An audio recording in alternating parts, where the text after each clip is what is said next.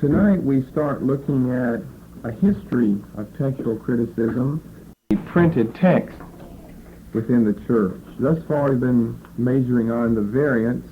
We've done a lot of looking in the New Testament at some of these variants.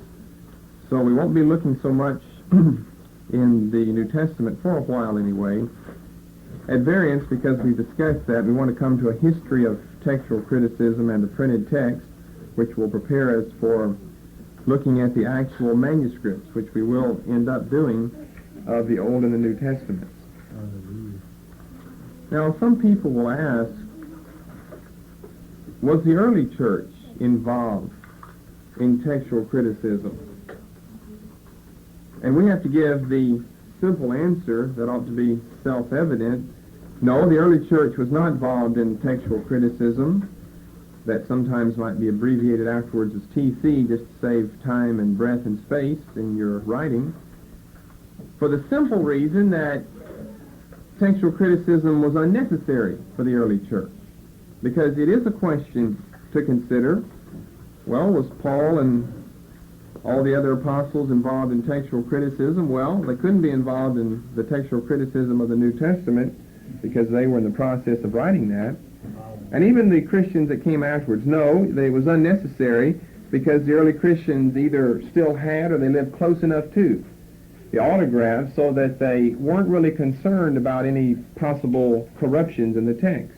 They were primarily concerned, like we discussed earlier in Canonicity, about the copying, the circulating, and the preserving of the apostolic letters. So no, they weren't really that concerned about corruptions entering into the text, because they had reliable copies, being that close to the autographs, if not the autographs themselves, just depending on how early you are. So it's not until the middle of the 3rd century A.D., around 250 A.D., when the church in Alexandria, Egypt, began some work in textual comparison. It was around the same time that the famous writer Origen published his famous work known as the Hexapla, Hexapala, just like it sounds, Hexapla, which we will discuss what it was later on. But it was a huge work done by Origen that really nothing has even come close to that since then, and you can see how long ago that was. This is around 250 A.D., and he, of course, following in the shoes of Clement, who was one of the writers and leaders of the church in Alexandria, he was one of the early ones who was concerned, because we're removed by enough centuries now from the apostles themselves, about TC.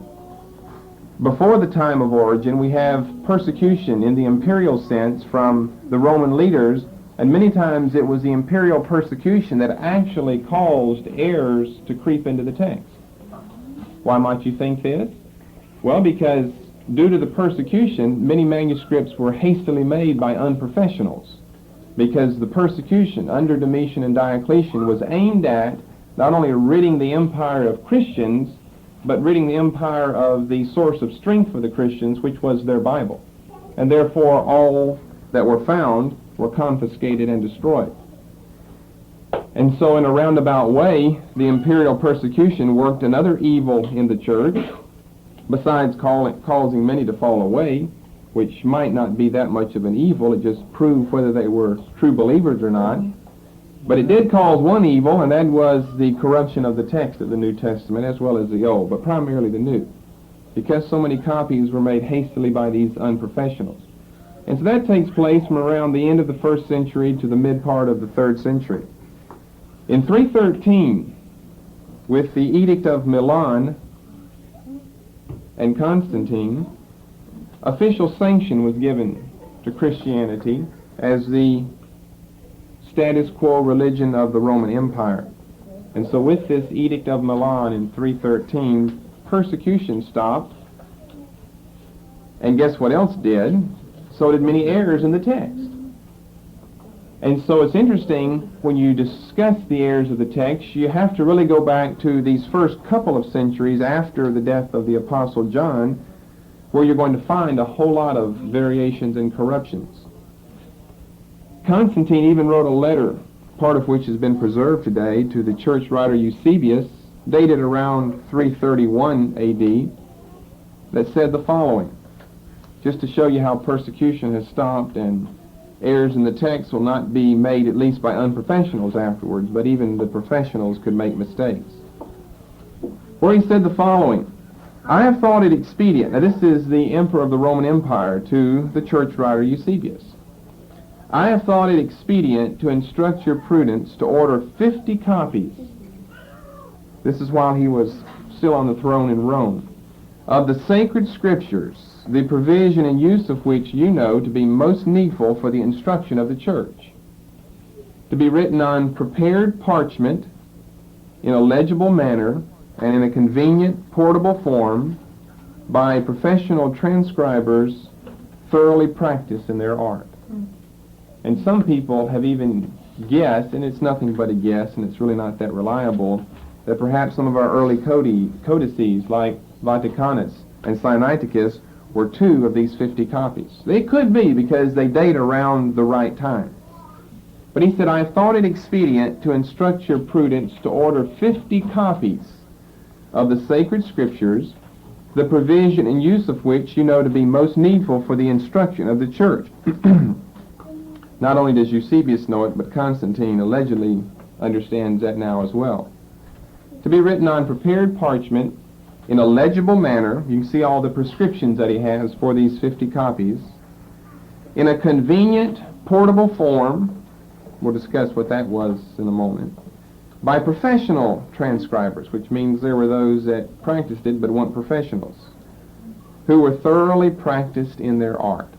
So not the Old Testament Sopharim, not the Old Testament scribes like Ezra, but nevertheless some Greek professional transcribers that it was their duty and profession to make copies of manuscripts, not necessarily sacred ones, but of manuscripts nevertheless. Now shortly thereafter, Constantine moves the capital of his empire from Rome to Byzantium, which is afterward renamed after him as Constantinople, and the text type from the scribes of that city, Constantinople, becomes the text type for the whole church, all the way up until at least the 8th century A.D. So we've got a process of standardization that extends from around this time, the early decades of the 4th century A.D., until the 8th century A.D. And it results in what we've referred to before, but we haven't discussed what we mean by that, the Byzantine text, obviously named after the former name of the city Constantinople. So you see, whenever he moves and his scribes go with him, and because Christianity has been, quote unquote, officially sanctioned by the Roman Empire, then the leaders of the Roman Empire, Constantine notably, is concerned about the preservation of the Holy Scriptures.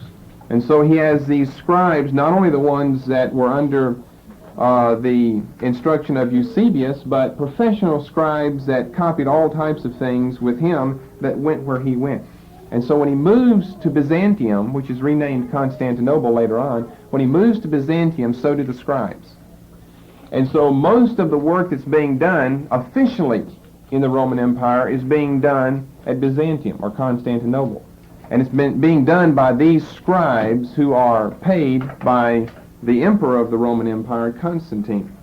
And so as a result, a process of standardization begins, where we're going to have a standard type of text. That's why we call it a text type. A standard type of text. It's not going to be altered for at least 4.5 centuries. From the 4th century A.D. until the 8th century A.D. It's been estimated by one writer that 95% of our existing New Testament manuscripts come from the 8th century A.D. or later. And the vast majority of them agree substantially with the Byzantine text, which shows how predominant it becomes. Now, the reason we mention this is because the Byzantine text is not a very reliable one. And we're ending up with a backward situation from what we thought we'd end up with. We thought that when persecution died down, so would the errors in the text. Well, they did for a little while. But yet now we're extending ourselves, although it's called a process of standardization, we're extending ourselves over a period of 4.5 centuries, from the early 300s to the late 700s, from the 4th to the 8th century AD. And because we're extending ourselves so far, more and more errors are going to be creeping into the text. So if we have reference to something that's pre-Byzantine, then we mean prior not to the 4th, but to the 8th century.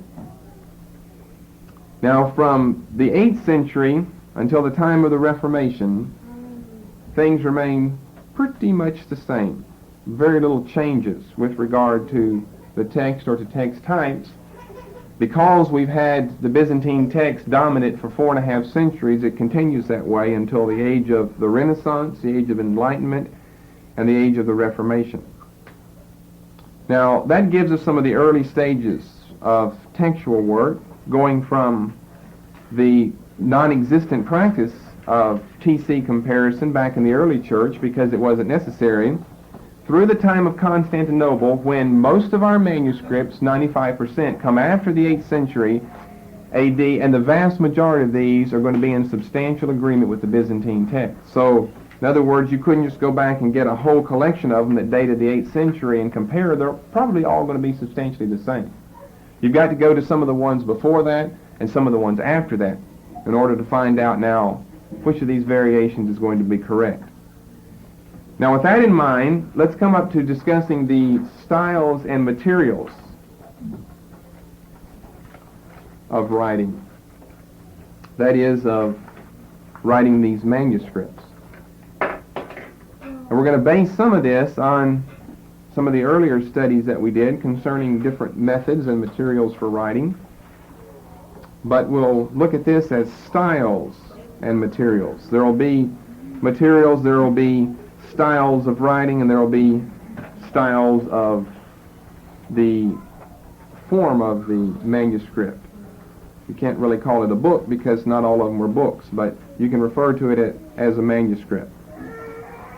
Now, we've got 5 subdivisions, and these are going to be very important to understand in order to follow along in the weeks after this evening. Because a lot of the dating that is done concerning these manuscripts, remember that most of them aren't going to have a date along with them, and a whole lot of the dating that is done on the basis of where do these manuscripts fall into these 5 categories, because you can determine a lot from that. So first of all, we have from the 1st century to the 4th century. From the 1st to the 4th, and each one of these periods of time is going to be characterized by a certain type of writing, by a certain type of material, and by a certain type of manuscript. So in other words, you're going to have 3 essential things that are going to be important to each one of these periods of time. From the 1st to the 4th century, we've got a type of manuscript. That is it a book? Is it a scroll? What type of thing is it? We've got a type of manuscript, we've got a type of writing, and we've got a type of material that's used. And generally speaking, this is probably going to be true for both the Old and the New Testament. So, you can sum it up as this. The writing is done in scrolls with uncials on papyrus. And so when we refer to our ancient papyri, then automatically you can figure out the date in your mind. Although you might not know it specifically, it's going to have to fall somewhere in the bracket of being from the 1st to the 4th century. When we talk about the ancient papyri, because as we get along in our studies later on, not tonight but later on, then one group of manuscripts happens to be known as the papyri manuscripts. And right away, just by using the word, you date yourself back to the first 4 centuries AD. It doesn't matter whether it's in a scroll or whether it's in a codex. If you're talking about papyrus, and you see papyrus can go in either one, if you're talking about the papyri manuscripts, you're going to be dating yourself back to the 1st to the 4th century AD. So we've got scrolls, because this is what was used all through the Old Testament period. And since we're going from the 1st to the 4th, that means all through the Old Testament period and up until the 4th century AD. We're going to have, for the most part, scrolls being used as the container for the writing that's put down by either the authors or the copiers of Scripture. The uncials are also known as the majuscules. Now, what are the uncials? That's a type of writing. It's not a box of something. It's a type of writing which refers to the early capital letters of the Greek alphabet.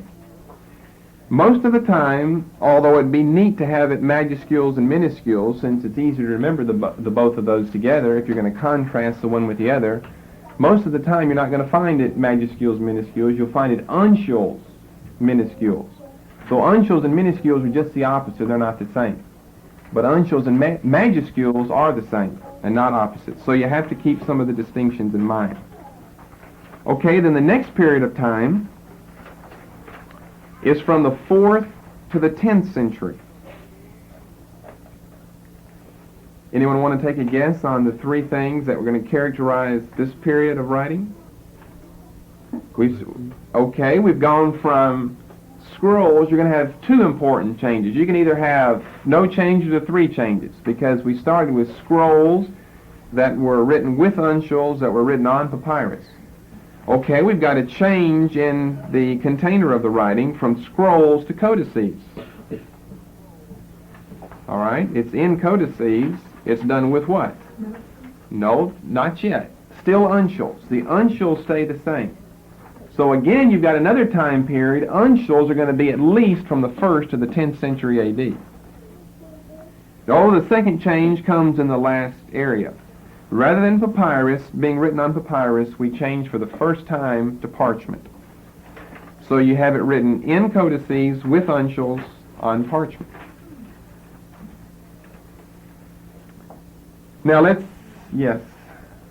Parchment same as an animal skin? Okay, let's go back over that a little bit. We discussed that, a long time ago, over a year ago, where we dealt in a message with methods and materials of writing. And we looked at a lot of the Old Testament ways of writing, where they wrote on pieces of pottery, unglazed, broken pottery that would readily take ink, and whenever it was written on, then it no longer was known as a potsherd, but it was called a piece of ostraca then. It was written, they wrote on wooden tablets that had been smeared with wax. They wrote on stones smeared with wax. They chiseled in stones and so forth. But the two most important things were papyrus and parchment. Now, parchment is an animal product and papyrus a vegetable one. Parchment refers to the skin of sheep, and vellum refers to the skin of calves. Generally, that's going to be true. Now, you have other animals enter in, such as antelope skins. We've got some manuscripts written on antelope, but as long as you remember that parchment has to do with animal skins and papyrus a vegetable product, then you've got no problem. So let's look first of all at the change that we have from papyrus to parchment, then from scrolls to codices. We gave you earlier in that study over a year ago that papyrus had been used throughout the Old Testament period. It was known centuries before the time of Christ. One of the Egyptian writers, known as Win Amun, mentions it as early as 1100 BC that papyrus was exported out of Egypt to a Phoenician city by the name of what? Biblos, that the Greeks call Biblos, that our Old Testament refers to as Gebel. And we went through a lot of things about what papyrus was, how it was used, what it was like, and then contrasted it with parchment. Now, the papyrus that was used in the Old Testament was the same as the papyrus that was used in the New Testament days. And it's interesting to find out that just like some of the Old Testament writers, although we can't be certain on who did what in the Old Testament, some of the Old Testament writers used papyrus just like all of the New Testament writers did. As far as we can tell, papyrus was so popular during the 1st century A.D., nothing else was used beside it. Although the skins of the animals were much more durable and were really of a better quality, it's a little amazing to find them not being used. But we gave you at least one idea as a reason why they weren't used as much as papyrus during this first period. That's because of the expense involved. You know, you've got to slaughter a whole animal, and you've got to go through a lot of time of preparing the skins before you're going to end up with something suitable that would take your writing.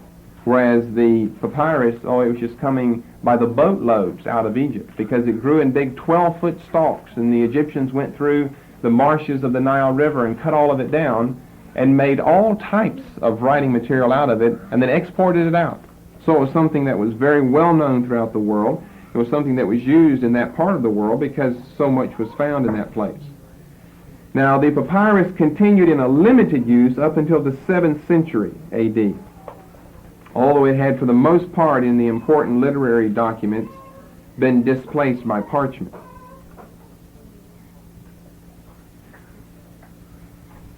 And most of that we've looked at before. Now we have another change in this period of time from the scrolls to the codices. The codex had been invented as early as the 2nd century A.D., but it took until the 4th century A.D. for it to completely displace the older scrolls. Now this is regardless of whether the writing was done on papyrus or parchment. In other words, you could have a papyrus scroll as well as a papyrus codex, and a parchment scroll as well as a parchment codex. But by the 4th century, the popularity of the codices was so great that it had displaced the earlier scrolls. And there are some very important advantages for the codices as compared to the scrolls, and this is probably why they were displaced. In the first place, their durability was much better than that of the scrolls. You see, a scroll could easily be punctured or torn, where a codex, since it's bound in a book form, the only thing that's going to be exposed are the front and the back, and everything in the middle is pretty much going to be preserved. So it's durability. In the second place, the potential capacity. Whereas on the standard scroll, you could only have a book about the size of Matthew or Luke or John or Acts. We said that a scroll generally was on the order of about 6 to 10 meters, generally about 8 meters long.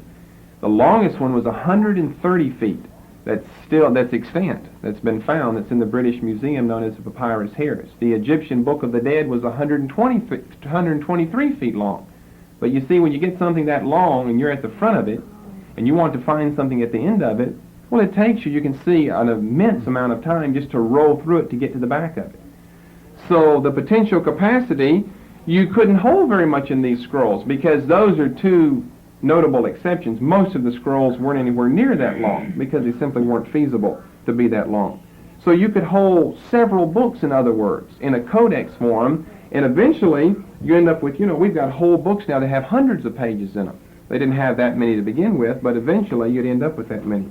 So the capacity, the potential for capacity is a lot greater in the codex as opposed to the scroll. The third place, its compactness. It was a lot easier both to use and to carry.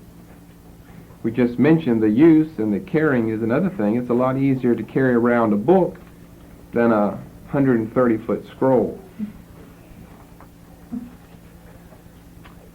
In the fourth place, the reference accessibility. Passages easier to look up in a book than in a scroll. And then in the fifth place, it's a lot easier to store. You can just line books up on shelves. Whereas the scrolls, you got to have a little individual hole to stick each one of them in so they don't all get piled on top of each other, and the bottom one or the bottom two or the bottom half a dozen get damaged. It's a lot easier to keep books than whole scrolls. And you see, that's why people today, people in the last century, have just progressed onwardly in these methods of writing as well as these methods of containing things in order to save space, in order to have things put away in a safer and easier and better place. So you've got things like microfilm that you can put whole volumes on a little thing just an inch by an inch. I don't know if you've ever looked at some microfilm before, but I've seen a piece of microfilm that was about an inch by an inch, and it had something like 20 pages of the Bible on it. 20 pages in an inch by an inch. And, it's amazing that you can write that much on there and then still be able to read it. Obviously not with the naked eye. I mean, you could hardly read you couldn't even read a line on an inch by an inch. You couldn't even get it on there unless you write real small. Some people write really small. They use those fine point big pens, and you can hardly read what they write. Maybe you could get a lot on an inch by an inch, I don't know. But you got to have fine lines. How many of you have seen a piece of microfilm before and you've seen what's on it. Yeah, they're just remarkable. You have to go to a library somewhere. Libraries have it, and they store them in the microfilm room. And you get them out and look at them through a special machine, and it just blows everything up, magnifies. You know, they keep newspapers, periodicals, everything on that. But I saw a copy of the Bible that was put on a piece of microfilm, about an inch by an inch. It had 20 or 30, I don't remember, but I mean it had an immense amount of material on a little piece of plastic, an inch by an inch. So they're even getting brighter today. But they didn't have things like that. So the codex was a good substitute. Now we're talking about parchment being used with codices, because it wasn't until the 4th century that the codices completely displaced the scrolls, which means that they did exist back at least as early as the 2nd century, which means that sometimes codices came in the papyrus method. You'd have the papyrus used rather than the parchment. But it was not very easy to use. It was very difficult, in other words, to write in papyrus that was in a codex form because of the way that the lines ran on the piece of papyrus. Now, we've discussed this before regarding those pieces of papyrus in a scroll that would be written on the front and the back. You see, the papyrus was cut in such a way where you'd lay down your vertical sheets first, vertical strips from the pithy part of the papyrus plant, and you'd lay down vertical pieces of it, and then lay down like 20 vertical strips of the pith from the papyrus plant. Then you'd lay down 20 strips in a horizontal fashion. You would press them together. The natural resin or glue in the plant would glue it together as it sat in the sun, and therefore, since the outside, or when you roll it up, it would be the inside, but as you're writing, the outside part of the scroll is in a horizontal fashion. That's the way you write. That's why it's going to be easy to write on it. Yet when you turn it around and it becomes an epistograph, and you write on the back of it, then every time you cross where one of those strips has been laid together, you cross a little line, which makes it very difficult to write. Now you can see how the same thing is going to be true if it's in a codex, because you've got pages and you're going to write on one side, and then what about when you turn the page in the codex to write on the other side? You're going to be on the back of the sheet of paper then. So not very much writing was done in this manner, just as much as was necessary at that time, depending on how much writing needed to be done, depending on how many pages you had in your codex. I mean, if you don't have enough pages, rather than add more, just turn them over and write on the back. So writing on the back, in other words, of the page is something that really didn't start until the 4th century A.D. with the introduction of parchment, because before that it's not practical. So in other words, you waste half of your book because you're not writing on the back of each page. But by the 4th century until the 10th century, with the prevalence of parchment, then we have a change in this area. Now I want to show you a couple of pictures of the types of material as well as the types of writing used to help you understand what we're talking about a little better. Here, now this is an early piece of papyrus from the Bodmer collection, and it is papyrus, so right away if it's papyrus, then you're going to be dating yourself back 1st to 4th century. If it's papyrus, you're back to 1st to 4th century. Generally, you're going to be 1st to 4th century papyrus with uncials on a scroll. But it doesn't seem to be true. A lot of the, and this we'll discuss later on, but a lot of the papyrus fragments that we have extant that have part of the New Testament on them seem to have come out of a codex, which is surprising since we know that the codices really didn't become prevalent until the 4th century. But here's a piece of papyrus. It's in uncial letters. It's going to date from the 1st to 4th century. We said that papyrus was used sparingly up until the 7th, but for the most part, from the 1st to 4th century, and evidently this came out of a codex. What is that? That's Luke 24 and John 1. So you see the books are just run together. You probably, well, you can see the distinction. Here's Luke up here at the top, and you've got a little separation right here, and that's John chapter 1, verses 1 to 16. Now you're looking at something that's 1,800 years old.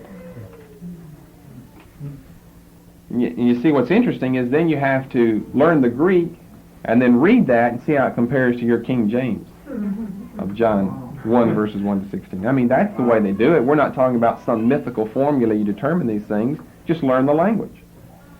And then sit down sometimes with magnifying glass for this type of writing and find out what's being said and find out how it compares to whatever version it is you're using.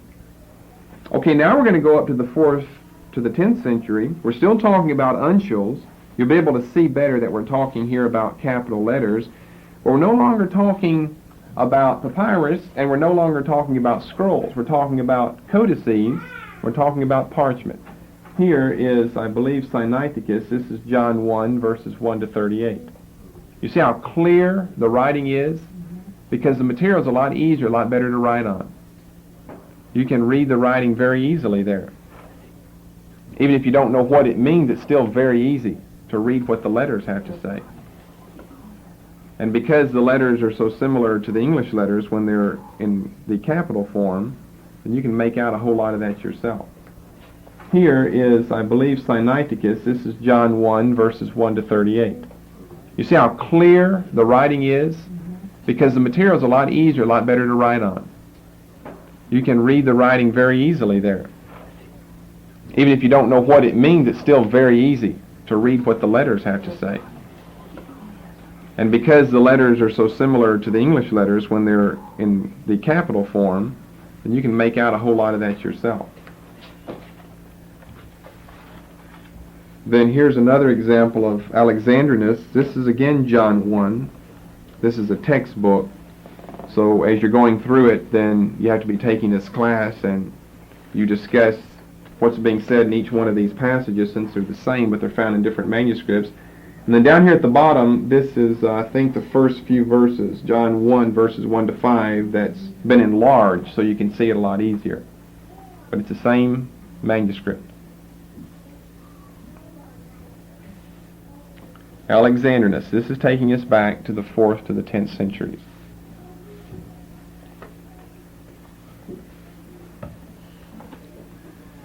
Okay, then we move on to a third period. From the 10th to the 14th century. All of these are tips to help you keep straight on your dates. Here we continue the use of the codices. Obviously, we're not going to go back to the scrolls for any reason. We're going to continue the use of the codices. We're not going to go back to papyrus. You see, things get better as we go along. That's generally the way it's supposed to work. Evolution, you know. Codices, it's written on parchment, but now we have the change in the style of writing. We have the change from the uncials to the minuscules. Now this is a lot of material, and you have to keep these things straight in order to date your manuscripts. And as you learn these things, then as you listen in the future and we mention some minuscule, you know it has to come after the 10th century. It can't come before that. It has to come after the 10th century because the minuscule style and type of writing doesn't begin until then. Now, we had a form of writing that existed alongside of the uncial style letters, which was known as cursive writing, that evidently had been practiced as early as the 1st century A.D. Cursive, our word cursive, comes from a Latin word which means running, because you slant all the letters and it looks like one runs right into the next one. So that's where we got the word cursive writing. But cursive writing was restricted to personal correspondence, whereas uncial style letters were used for literary works. Now, the cursive would be small types of letters. They would be small Greek letters rather than capital ones. They would all be slanted to the right because the Greeks would write from left to right, and they would all seem to run right into each other, or most of them would seem to run right into each other. Now you can look at your own notes as you're writing. I don't know how many of you write cursive out there. Some people write cursive and some people can print better and more legible and even faster. But if you're writing cursive out there, you can see that the same thing is still being done today.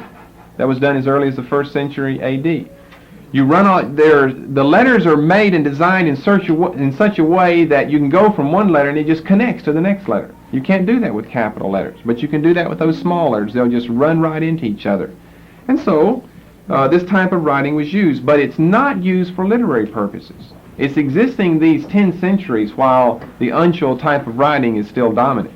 So what I'm saying is, Paul, in his personal correspondence with the various saints in the 1st century A.D., would no doubt have used the cursive style of writing because it was used for personal correspondence.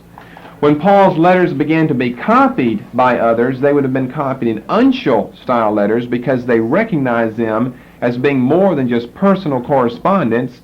They recognized them to be literary productions. And so that's why, people would confuse, well, if the cursives were used that early, and if Paul wrote in cursives, then why can we say that from the 1st to the 4th century A.D., we've got the writing done in scrolls with uncials on papyrus? It's because that's when they were copied and recognized to be literary works. But in the original of Paul's writings, no doubt they were done in the cursive manner. So in the 9th century, this cursive form of writing was formalized into more specific and more concrete small Greek letters, and these became known as the minuscules. The cursive was just a free-flowing hand that sometimes was difficult to read. And so in the 9th century, because it was faster to write, you see, most people, myself not included, can write faster in cursive than in print. And because it's faster, then right away, sooner or later, people are going to change over to that because you can get more done in a shorter amount of time. But because of the nature of the style of writing, it's easy to blur things. You see, when you're writing with big capital letters, you can't mistake that. But when you're writing with little small letters and you're slanting them and you're all running all of them together, it becomes easy to have them blurred or confused. And so that's why they were never used for literary productions, because literary writings were too important. But in the 9th century, this cursive style of writing, which had existed alongside the uncials from the 1st century A.D. now to the 10th, was formalized into minuscules, which were small Greek letters deemed acceptable for literary purposes. And by the next century, the 10th century, we're talking about from the 10th to the 14th, by the 10th century, all writing was now done in minuscules. And I'm going to show you some examples and some contrast to that here in a moment.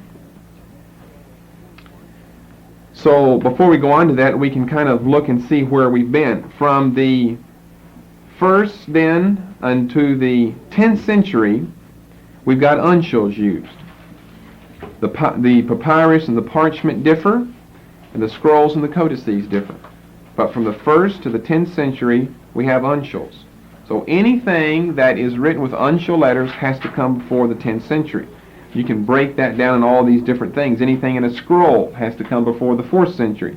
And anything in papyrus has to come before the 4th century. So if you memorize those different things, then you can stay within the bounds on dating your manuscripts. But when we get up to the 10th to the 14th, now we stay with the parchment, so parchment goes from the 4th to the 14th. We stay with our codices, so they go from the 4th to the 14th, but now we're changing from uncials to minuscules. Now I said earlier that it's been estimated that 95% of our existing manuscripts are from the 8th century or later. Most of them have the Byzantine text. Well, it's also been estimated that 9/10 of our Greek manuscripts of the New Testament are from the minuscule period. Fewer because the 10th century is later than the 8th century. So that's why the 5% difference. So don't confuse the cursives with the minuscule form of writing, because although they're related, they're really two different and distinct types of writing. And don't confuse majuscules with minuscules, and don't confuse the uncials with the cursives or the uncials with the minuscules. You have to keep everything separated. And I admit myself it's difficult to keep it all separated because there's so many different words and so many different things to remember. Now here's Romans chapter 1 from a minuscule manuscript that dates around the middle of the 11th century A.D. And it's quite a bit different. Let's see. Well, here across the page we've got an uncial manuscript. Here's the uncial manuscript. You've already seen a couple of pictures of that before. This is an uncial. You can look at that and then compare it to the minuscule. Uncial is going to be all capital letters. Then the minuscule, this is Romans 1 from around 1045 AD, is on this page. Now all of a sudden you've got introduction of breathing marks, you've got introduction of some punctuation, you've got introduction of accent marks that you didn't have with your uncial writing. So this is one of the methods the textual critics use to date manuscripts. Now you can see it set forth more clearly up front here, where I've taken, is that John 1:3? Is that what that says? John 1:3. Started over here on this side, I believe. Okay. Now here's the uncials. That means somewhere from the 1st to the 10th century. Uncials are always used from the 1st to the 10th century. So this could be anywhere from the 1st to the 10th century if it's uncials. You see, once you find out it's uncials, you can say, all right, it's 1st to 10th century. Now you got to say, now was it in a scroll or was it in a codex? Or you can say, is it done on papyrus or is it done on parchment? And that'll help you break down from 1st to 4th and from 4th to 10th. Now here's John chapter 1 verse 3 in uncials. You see how easy that is to read because they stand out? But it's not easy to write because you have to lift your pen and write each letter. Now here is a form of the minuscule writing. Sometimes you can connect them together. You can see how in most of these, just like in most of our letters, you've got some bottom part that can run right over there. We've got it broken down so you can see the individual letters. And it says the same thing. But now you've got all of these little marks added on there that become a little more difficult to read. And more difficult to write if you're just talking about adding all those marks in there. So here are majuscules or uncials, the same thing. The same sentence in John 1 and verse 3 done in minuscules. Quite a big difference. And you see these differences were made for very important reasons, the reasons that we've just discussed. In most of our manuscripts, 9/10 of our manuscripts come from the minuscule period. Which means right away it tells you most of our manuscripts aren't those early ones like we'd like them to be, way back in the 2nd and 3rd and 4th century, because that was uncial days and not minuscule days. So when you know that 9/10 of our manuscripts are from the uncial or from the minuscule period, then you know that 9/10 of them come after the date of the 10th century AD.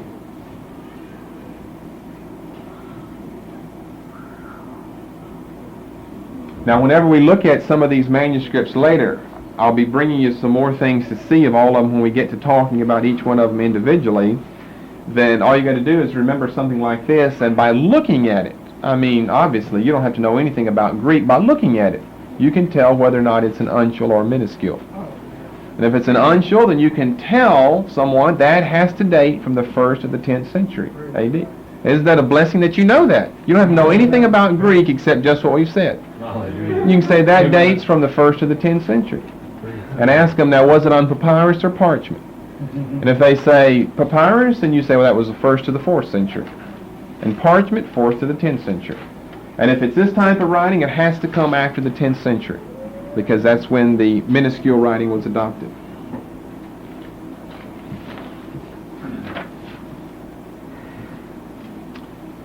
Okay, moving along to a 4th period. You can copy it down as you want to or see it later. This is a short period from the 14th to the 15th century. Now we're only going to see one change here. Obviously we're not going to change codices. You can't get any better than a book until you get up to microfilm, but you can't get any better than a book, so we're not going to change that. You can't get any better yet than minuscules. You're not going to go back to this, so obviously we change the type of material that's used. No longer is it papyrus, no longer is it parchment, but from the 14th to the 15th century, paper for the first time is used. So the writing is done in codices, it's done with minuscules, and it's done on paper.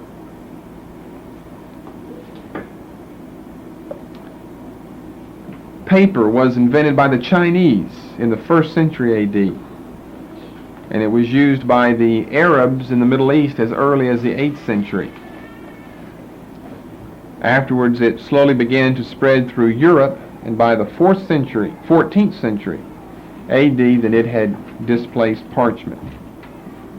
Now, parchment continued to be used for a short time afterwards in different quarters for different purposes, just like papyrus was still used up until the 7th century AD, even though it had been displaced by parchment in the 4th century AD. The earliest extant paper manuscript that's dated of Europe that we have dates from 1109. You see, paper had been known as early as the 1st century, but it didn't become dominant until the 14th century. But notice here, we're talking about the beginning of the 12th century, so we're 2 centuries away from when it becomes dominant, and yet it's on the scene. It's just not dominant yet. 1109 AD, the earliest extant dated paper manuscript of European origin that we have is one that dates 1109. Okay, that's from the 14th to the 15th. Then from the 15th century until now,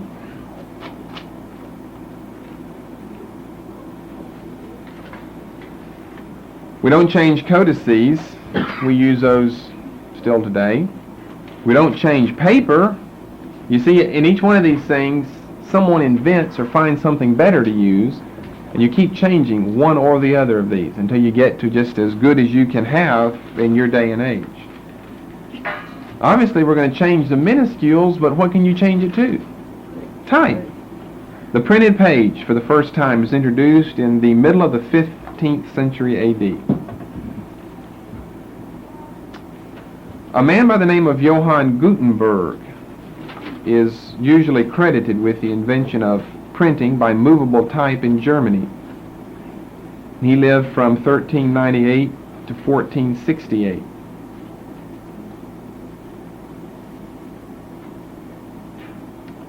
In 1450, he borrowed money from a friend of his who was a goldsmith by the name of Johann Fust, F-U-S-T, thus joining him together in a form of a partnership.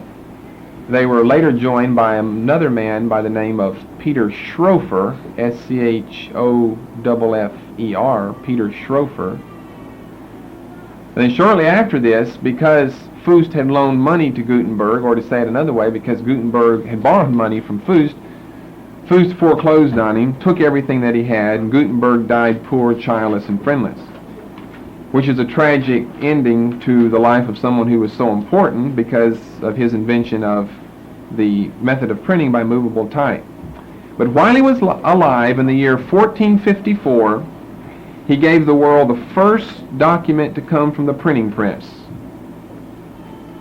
which, of all things, was a single sheet indulgence to be sold by the Roman Catholic priests that was printed in Mainz, Germany. And the second thing to come from the printing press, a year later, in 1455, which also was the first book to be printed, happened to be a copy of the Holy Scriptures. You couldn't find two more opposite things. Amen. The first thing that ever was printed was a single sheet indulgence to be sold by the Roman Catholic priests like Textual. The second thing was a Latin Vulgate edition of the 42-line Bible. And it's generally known as the Gutenberg Bible. Sometimes it's known as the Mazarin Bible, M-A-Z-A-R-I-N, because the copy that first attracted the attention of scholars was found in the library of a Roman Catholic cardinal by the name of Mazarin, who lived in Paris, France. But generally it's referred to as the Gutenberg Bible. And we're talking about over 500 years ago, over a half a millennium, 1455. And guess what? 40 copies of his first edition are still extant. The closest one that I know, if you're ever down there, is in New York City Public Library. It's probably their chief possession that New York City Public Library has is a copy of the Gutenberg Bible. Priceless, of course, today they're priceless. A half a millennium old. The first book ever to be printed. Now I think that says a lot about the Bible and the Christian faith. Of all the things to be printed, the first book to ever be printed, you know, it wasn't the writings of Plato or Socrates or anything like that, or the annals of Julius Caesar. The first book ever to be printed was a copy of the Holy Scriptures. And I think it also says something, the first thing ever to be printed was something from Babylon harlot system, a single sheet indulgence. You could buy your way into heaven. The next thing he prints is something that contradicts what he began printing. And Gutenberg, you know, it's generally true with famous inventors and scientists. They always die in obscurity, and they don't become famous until, you know, we study about them. That's why they're famous, is because we're studying about them. But Gutenberg wasn't well known. As I said, he died owning nothing. He died with no children. He died without a friend in the world. He died completely poor because his former friend turned foe, Fust, had foreclosed on him. And so that takes us, you can see, in a very short period of time that we looked this evening, from the 1st century all the way up until right now. What has been going on with the type of material, with the type of writing or print, or both. I mean, you can still write the Bible today, although probably you're not going to find any copies. Anyone has a copy of a written Bible today? Well, obviously not.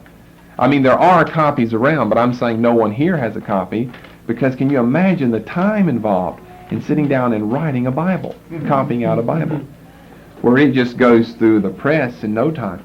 Then, of course, you have to have it bound together, but it still goes through there in no time. And as long as every sheet that goes through there has been proofread perfectly, then you have no mistakes either. Whereas when you're writing, the best of writers, which we've discussed before, is always still going to make a mistake sooner or later.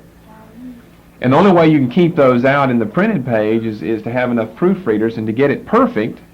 And you can look at our tape list, it's not perfect, and it was proofread and proofread. And someone made a mistake somewhere. It wasn't me, but someone made a mistake somewhere. I don't think it was. I looked at it several times. But what did we say before? Don't ever proofread your own writing, because you know what you wrote, and you just assume that the end of the word is going to be spelled the way you always spell it, and so you just skip over it. And so we had others proofread, and it still didn't come out right. Something as simple as that. We're not talking about a whole Bible with 31,000 verses in it. How many mistakes are you going to end up there? And yet you can take the version of your Bible that you have now, and you probably won't find a mistake in there. I don't have in mine, and I've read it a lot of times. Not a mistake anywhere in there. It's because it's gone through enough editions. That's why. Oh, the first ones weren't like that. No, we've got Rebecca's Bible and the Vinegar Bible and the Murderer's Bible and the Fish Bible and all types of Bibles where things got into the text of Scripture that shouldn't be there, that we'll look at when we look at translations rather than some of these early manuscripts that we're talking about.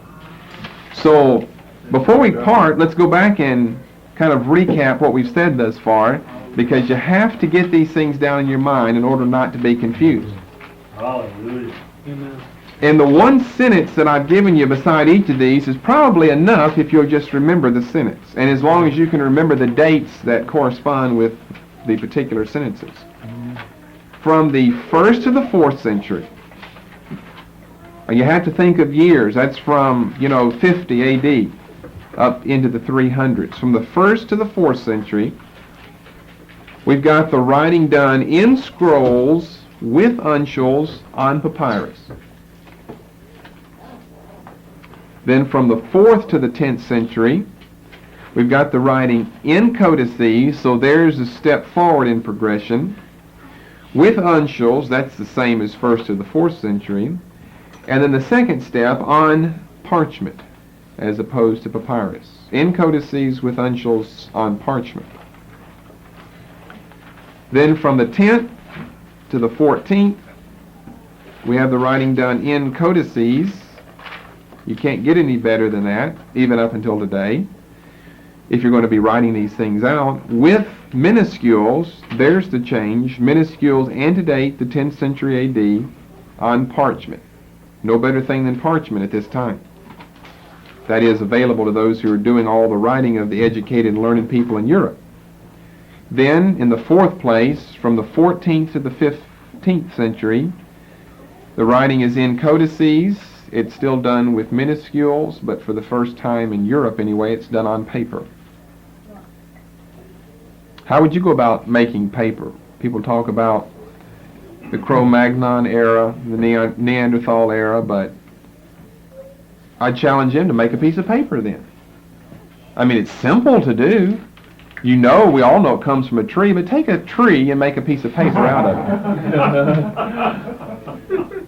It takes more than a Neanderthal. It takes more than a 20th century American today, an average one anyway, to make a piece of paper out of a trunk from a tree. So all the criticisms about uneducated people back then, you know, really aren't valid, because a lot of what they could do back then we couldn't do today. People try to build pyramids and they just collapse today. They build these big, sturdy, steel, concrete buildings and they just blow over when a strong wind comes by. And they're always trying to build them bigger and bigger and bigger. It's amazing they can get them to stand up and they make them so tall and so much wind against them. And, you know, not just sink a hole right in the ground and push out at China on the other side of the globe. They pack so much weight. Well, they're pretty smart, but they're not as smart as the ancient Egyptians and the Cro-Magnon and Neanderthal men were. Amen. Because they haven't gotten any better than a wheel today. You know, you haven't gone to a triangle or a rectangle or something. So that's pretty good that someone invented the wheel. Well, in the final place, from the 15th century until now, we're still using codices. By the way, we call them books now. We're still using paper, but we don't use any type of writing, minuscules or majuscules. We use a printed page. Okay, I think we'll stop there. And we'll be getting into next time the printed texts. Hallelujah. So in other words, we'll kind of start with the 15th century. Although we've said that up until now it stays the same, really we're going to be leaving off with the 15th century. We've gone from the 1st up to the 15th. And so we don't have to discuss minuscules and majuscules anymore, but we do have to discuss the printed form of books. And so we'll look at the first printed Hebrew Bibles and the first printed Greek Bibles, and look at the printed text of Scripture.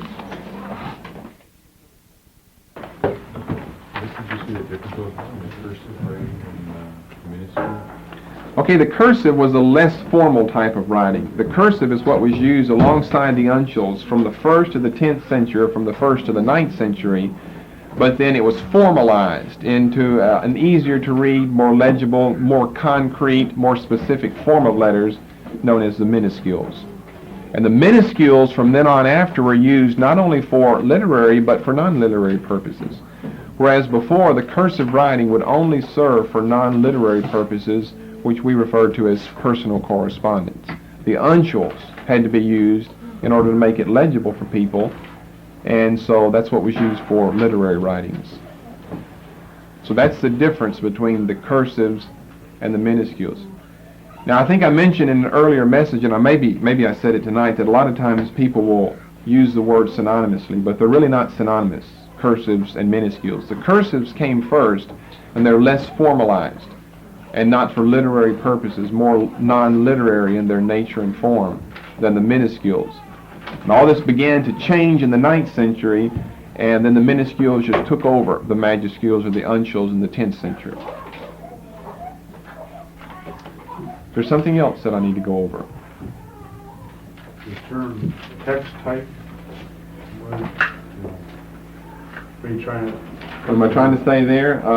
That's going to be coming up more in the future. Let me see how far, because I hate if you have to wait if I can give you a clue now. We were using it tonight in reference to the professional transcribers or copyists that followed Constantine from Rome to Constantinople. And because they're all writing together, you see they're in a localized area, they're going to be having the same type of text. By that we mean the same types of variations, because they're going to be using the same parent copies, and most of theirs are going to turn out similar to one another. There will only be variations that would be personal variations from that particular scribe. But since they don't have the autographs themselves, then what variations are they going to have? What variants, what corruptions are they going to have? Well, they're all going to have the same type because they're in the same area in Constantinople or in Byzantium, which was formerly known as Byzantium. So that type of text with those types of variants becomes known as the Byzantine text type. And so you'll find a lot that's wrong with the King James Version traceable back to Byzantine text type. It's not a very good text type. Although it's an early one, it's not a very good one. And it's probably the best known one because the whole Roman Empire was centered for a long time around Constantinople. And because that's true, then those scribes and the text type, the text that they produce from that city, which has that particular type in it, then that's going to be the better known. And it's going to get spread abroad. And there are other text types.